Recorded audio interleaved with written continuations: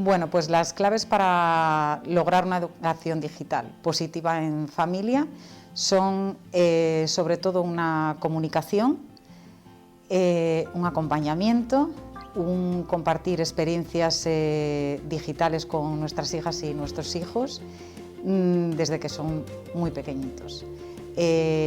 No dejarlos con un dispositivo en sus manos, sino que pues acompañarlos continuamente.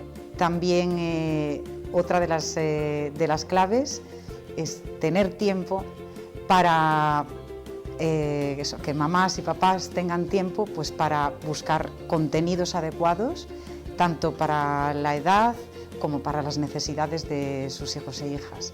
Y quizá esto sea uno de los grandes retos a los que nos estamos enfrentando en estos momentos. La falta de tiempo para acompañar a nuestras hijas y a nuestros hijos.